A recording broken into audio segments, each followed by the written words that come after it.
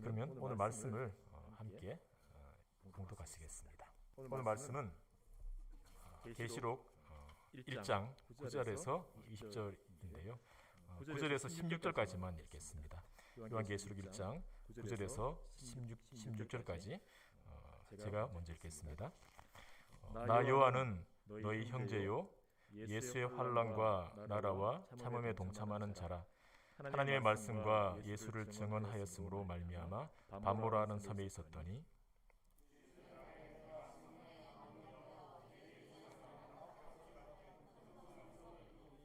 이르되 내가 보는 것을 두루마리에 서서 에베소, 서머나, 버가모, 두아디라, 사데, 빌라델비아, 라우디게아 등 7 교회에 보내라 하시기로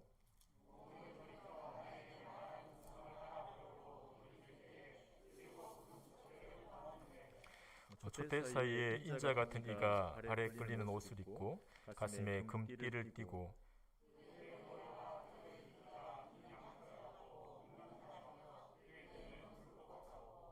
그의 발은 풀무불에 단련한 빛난 주석 같고 그의 음성은 많은 물소리와 같으며 그의 오른손에 7 별이 있고 그의 입에서 좌우에 날선 검이 나오고 그의 눈가 힘있게 비치는 것 같더라.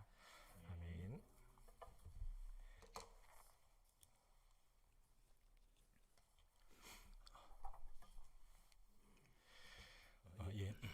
사람들에게는 너무 익숙해져서 그리고 신경을 쓰지 않아도 계속 되니까 그 귀함을 자주 깜빡하는 게 있습니다. 건강하게 살아 있다는 것도 그 중에 하나인 것 같습니다.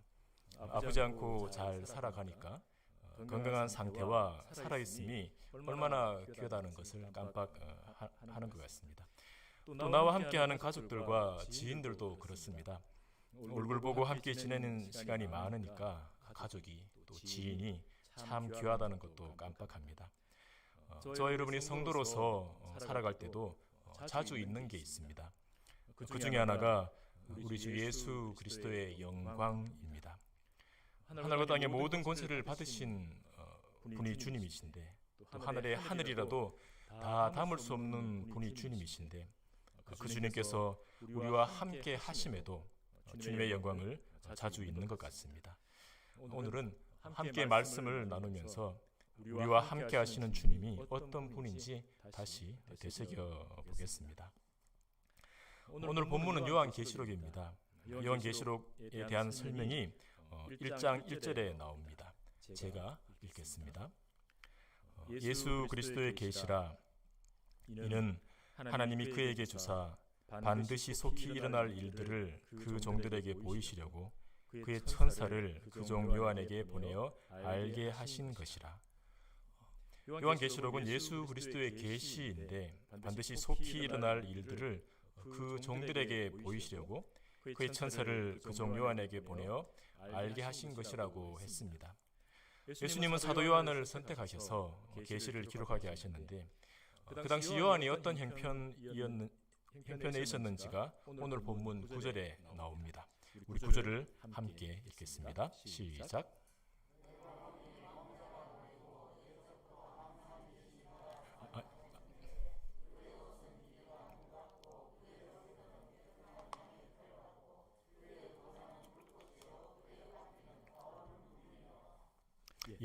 방금 읽으신 것은 예습타운에서 미리 읽으신 것이고요. 제가 오늘 본문을 다시 읽어드리겠습니다. 같이 읽어보겠습니다. 시작. 나 요한은 환난과 나라와 참음에 동참하는 자라. 하나님의 말씀과 예수를 증언함으로 반모라 하는 섬에 있었더니.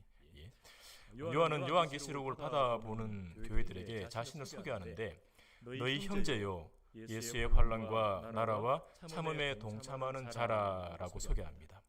요한계시록은 AD 95년경에 기록되었다고 하는데 이 당시 요한은 90에 이른 노인이었다고 합니다. 예수님을 만난 이후 예수님과 3년을 동행하며 예수님의 십자가와 부활을 목격하고 오순절 성령 강림의 현장에 있었던 사도 요한은 그의 나이 90에 이르기까지 주님의 명령을 쫓아서 교회를 돌보고 복음을 전했습니다. 요한이 기록한 대로 요한이 예수의 환난과 나라와 참음에 동참하며 하나님의 말씀과 예수를 증언해 오는 동안 가룟 유다를 제외한 11명의 사도들은 복음을 전하다가 순교했고 12사도 중에 요한만 홀로 남았다고 합니다. 옛 동료들은 다 주님 곁으로 간 상황에서 홀로 늙어 90에 이른 사도 요한의 마음이 어땠을까 합니다.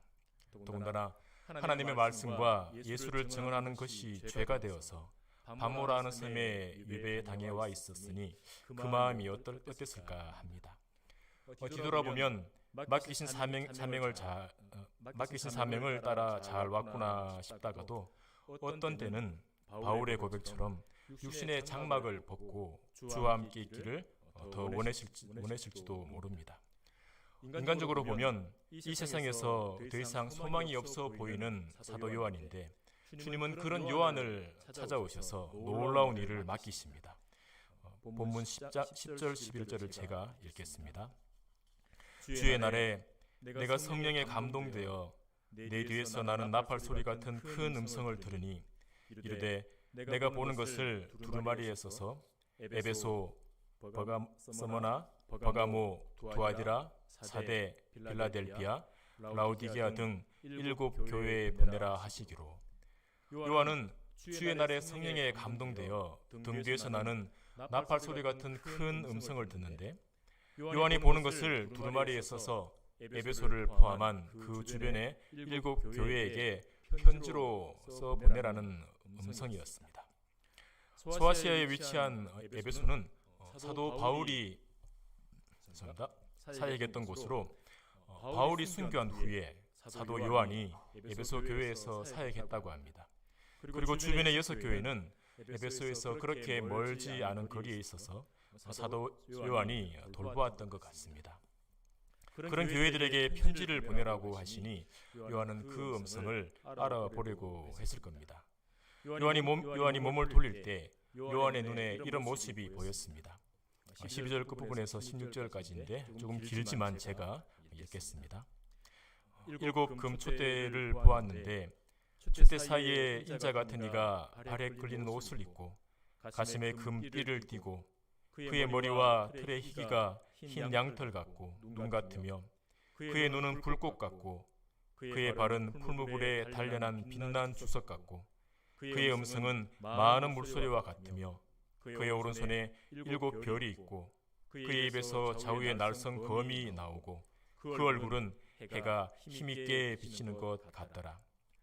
요한계시록에 나오는 이런 이미지들은 구약 예언서들과 이어지는 부분이 많은데 오늘 본문의 이미지는 다니엘서와 이어져 있습니다. 다니엘서 7장에는 다니엘이 하나님께 받은 환상이 나오는데 7장 9절에 이렇게 기록되어 있습니다. 내가 보니 왕자가 놓이고 옛적부터 항상 계신 이가 좌정하셨는데 그의 옷은 희기가 눈 같고 그의 머리털은 깨끗한 양의 털 같고 그의 보좌는 불꽃이요 그의 바퀴는 타오르는 불이며 했습니다.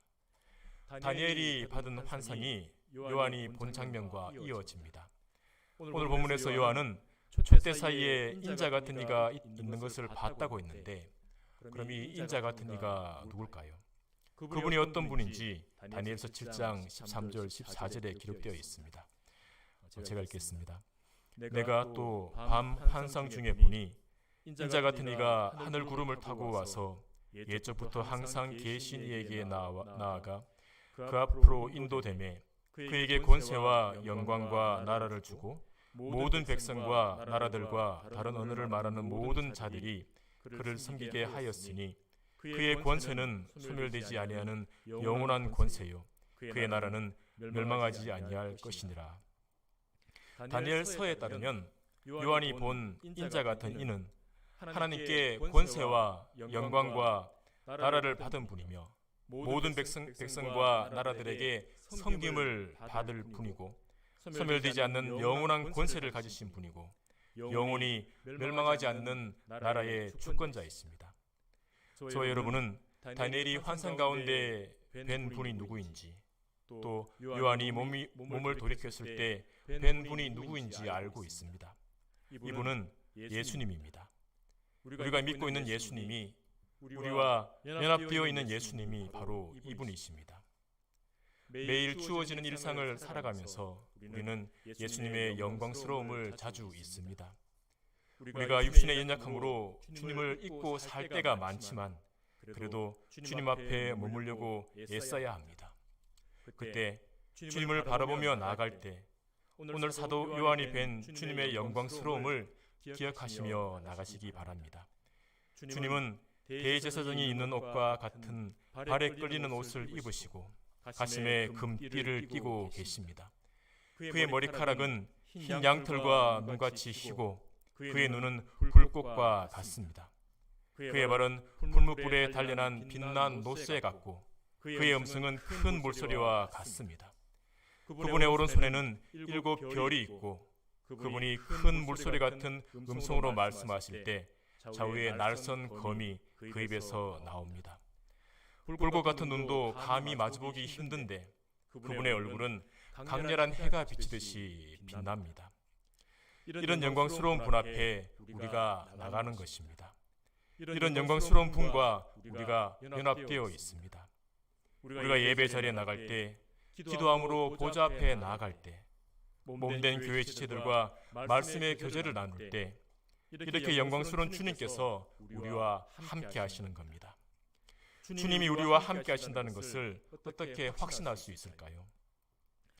요한이 몸을 돌이켰을 때 7 금촛대 사이에 계신 주님을 배웠다고 했습니다. 오늘 본문 20절 끝부분에서 주님은 이렇게 말씀하셨습니다. 7 촛대는 7 교회니라. 7 금촛대 사이에 계신 주님을 배웠다는 말은 7 교회 사이에 계신 사이에 주님이 계신다. 주님이 몸된 교회와 함께 하신다는 뜻으로 볼 수 있습니다.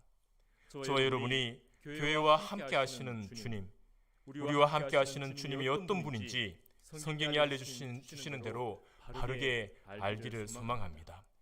세상 사람들은 주님을 알지 못합니다. 성경대로 알지 못하고 이 세상이 주는 연약하고 왜곡된 이미지로 주님을 압니다. 그래서 그들은 주님을 업신여기고 비웃으며 주님께 무심한 채 자기 소견에 옳은 대로 살아갑니다. 주님을 알지 못하는 세상 사람들이야 그렇게 사는 것이 당연합니다. 하지만 씁쓸하고 안타까운 것은 주님을 믿는 성도들 중에도 그런 모습들이 적지 않게 보인다는 것입니다. 주님을 업신여기고 비웃지는 않겠지만 주님께 무심한 모습으로, 첫사랑이 식어버린 모습으로 말씀보다 자기 소견을 더 앞세우며 살려고 하는 때가 적지 않은 것 같습니다. 행여 분주한 삶 가운데 감당하기 힘든 여러 상황 가운데서 주님 앞에 식어버린 가슴으로 나아가고 있는 것은 아닌지, 내 감정, 내 소견을 앞세우고 있는 것은 아닌지 돌아보시길 바랍니다. 성도라면, 주님의 영광스러움을 아는 하나님의 백성이라면 주님 앞에 마땅히 취해야 할 태도가 있습니다. 주님 앞에서 우리는 어떤 태도를 취해야 할까요? 17절을 제가 읽겠습니다. 내가 볼 때에 그의 발 앞에 엎드러져 죽은 자 같이 되매. 사도 요한은 영광스러운 주님을 배웠을 때 주님 발 앞에 쓰러져서 죽은 자 같이 되었습니다. 90평생에 예수의 환난과 나라와 참음에 동참하면서 하나님의 말씀과 예수를 증언했던 요한이 주님 앞에 죽은 자처럼 쓰러져 버린 겁니다. 인간적으로는 자랑할 것이 많은 충성되고 존경받는 교회 지도자였지만 주님 앞에서는 아무것도 내세우지 못하고 죽은 자처럼 되었습니다. 저와 여러분이 사도 요한처럼 영광스러운 주님을 뵙게 된다면 우리 역시 죽은 자처럼 엎드러져 버릴 겁니다. 하지만 그런 놀라운 경험은 흔하지 않습니다. 비록 우리가 사도 요한처럼 영광스러운 주님을 뵙지는 못하지만 주님이 얼마나 영광스러운지는 요한을 통해 알고 있습니다. 요한이 배웠던 영광스러운 주님은 지금도 동일한 모습과 영광으로 우리와 함께하고 계십니다. 그런 주님을 아는 성도라면 주님 앞에서 요한과 같은 태도를 취해야 합니다. 요한과 같은 태도는 무엇입니까? 주의 발 앞에 엎드러져 죽은 자 같이 되는 것입니다. 주님 앞에서 내가 죽는 것입니다. 주님은 누구든지 나를 따라오려거든 자기를 부인하고 자기 십자가를 지고 나를 따를 것이니라 하셨습니다. 주님을 아는 성도는 자기를 부인하며 자기 십자가를 지고 주님을 따라야 합니다. 주님 앞에서 내 자아를 죽이며 나아가야 합니다. 우리는 주님 앞에 어떤 태도를 취해야 하는지 이미 배워서 알고 있지만 주님 앞에서 내 자아를 죽이는 것은 쉽지 않습니다. 주님 발 앞에 나의 어떠함을 다 내려놓고 엎드러져 죽는 것은 쉬운 일이 아닙니다. 나의 계획, 나의 감정, 내 생각, 내 아픔, 이러한 것들을 내려놓으려고 할 때는 진짜 죽는 것 같이 쉽지 않습니다. 그럴 때는 주님이 사도 요한에게 어떻게 말씀하시는지를 기억하시기 바랍니다. 17절, 18절을 보시면 내가 볼 때 그의 발 앞에 엎드러져 죽은 자 같이 되매 그가 오른손을 내게 얹고 이르시되 두려워하지 말라. 나는 처음이요 마지막이니 곧 살아있는 자라. 내가 전에 죽었었노라. 볼지어다 이제 세세토록 살아있어 사망과 음부의 열쇠를 가졌노니 했습니다. 주님은 엎드러져 있는 요한의 등에 오른손을 얹으셨습니다. 어쩌면 엎드린 다니엘을 어루만지신 것처럼 오른손으로 만져주시지 않았을까 싶습니다. 그러면서 두려워하지 말라. 나는 처음이요 마지막이니 곧 살아있는 자라. 내가 전에 죽었었노라. 볼지어다 이제 세세토록 살아있어 사망과 음부의 열쇠를 가졌노니 하십니다. 주님은 주님 자신이 어떤 분인지 말씀하시면서 요한을 격려하십니다. 주님이 자신에 대해 하신 말씀을 보면 영광스러운 주님께 합당한 말씀들입니다. 나는 처음이요 마지막이니 세세토록 살아있어 사망과 음부의 열쇠를 가졌노라 하는 말씀은 주님의 영광스러운 모습에 어울리는 말씀입니다. 그런데 하신 말씀 중에 영광스러운 주님과는 어울리지 않는 말씀이 나옵니다. 그것은 18절 전반부에 나오는 내가 전에 죽었었노라 하는 말씀입니다. 죽음과는 어울리지 않는 영광스러운 주님이 전에 죽었었노라 하십니다. 이 말씀은 십자가를 의미하는 말씀입니다. 인자와 같은 이가 하나님께 권세와 영광과 나라를 받으신 분이 모든 백성과 나라들에게 섬김을 받을 분이 소멸되지 않는 영원한 권세를 가지신 분이 영원히 멸망하지 않는 나라의 주권자이신 분이 십자가에서 죽으셨다는 것입니다. 왜 죽음과는 가장 멀리 계실 것 같은 분이 십자가에서 죽으셨습니까? 저와 여러분을 살리시려고, 저와 여러분을 향한 하나님의 사랑을 확증하시려고 십자가에서 죽으신 것입니다. 주님 발 앞에 자아를 죽이시는 것이 힘들다 느껴지실 때는 주님이 전에 죽으셨다는 것을 기억하시기 바랍니다.